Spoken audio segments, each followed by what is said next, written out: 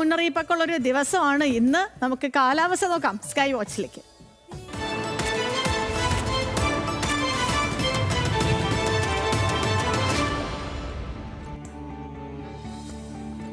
കാലാവസ്ഥ മുന്നറിയിപ്പുണ്ട്. അതേപോലെ തന്നെ പല ജില്ലകളിലും മേഘാവൃതമായ അന്തരീക്ഷം തുടരുമെന്നും കാലാവസ്ഥാ കേന്ദ്രം അറിയിച്ചു. ഇന്നലെ രാത്രിയും ചിലയിടങ്ങളിലൊക്കെ മഴ പെയ്തു. മഴ മാത്രമല്ല, ഇടിമിന്നലോടുകൂടിയ മഴയാണ് പെയ്തിട്ടുള്ളത്.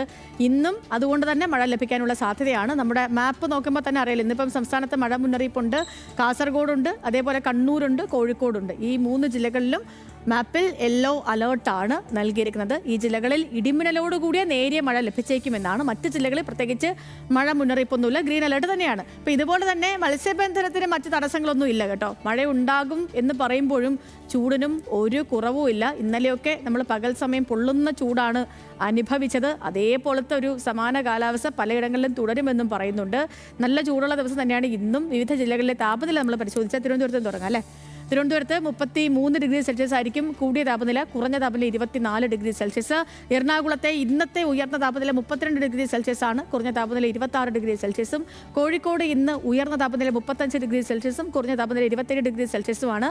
അന്തരീക്ഷ ഊഷ്മാവ് ഇന്ന് 80% ഉയരുമെന്നൊരു പ്രവചനം കൂടിയുണ്ട്. കണ്ണൂരിൽ ഉയർന്ന താപനില 34 ഡിഗ്രി സെൽഷ്യസ് ആണ്. അതേപോലെ തന്നെ കോഴിക്കോടും കണ്ണൂരും ഒക്കെ നേരിയ മഴ ലഭിക്കുമെന്ന് പറയുമ്പോഴും ചൂടിന് കുറവില്ല എന്ന കാര്യം കൂടിയാണ് നമ്മൾ ഈ 34 ഡിഗ്രി സെൽഷ്യസ് 35 ഡിഗ്രി സെൽഷ്യസ് ഒക്കെ വരുമ്പോഴത്തേക്കും ഓർക്കേണ്ട ഒരു കാര്യം. കോഴിക്കോട് ഹ്യൂമിഡിറ്റി 82% ഉയരുമെന്നാണ് മുന്നറിയിപ്പ്. അതുകൊണ്ട് തന്നെ കടുത്ത ചൂടും അസ്വസ്ഥതയൊക്കെ അനുഭവപ്പെടും. ഹ്യൂമിഡിറ്റി കൂടുമ്പോഴാണ് നമുക്കൊരു പുഴുങ്ങൽ അനുഭവപ്പെടുന്നത്. എപ്പോഴും ഇങ്ങനെ ഉള്ളിയേന്നൊരു ചൂട് എടുക്കുമല്ലോ, ഒന്ന് സഹിക്കാൻ പറ്റാത്ത. അപ്പം അതുകൊണ്ട് കോഴിക്കോട് ഇന്ന് ഹ്യൂമിഡിറ്റി കുറച്ച് കൂടുതലെന്നാണ് പറയുന്നത്. എപ്പോഴും പറയുന്ന പോലെ തന്നെ കഠിനമായ ചൂടിനെ പ്രതിരോധിക്കാൻ ആവശ്യമായ കാര്യങ്ങളൊക്കെ എല്ലാവരും ചെയ്യണം. അത്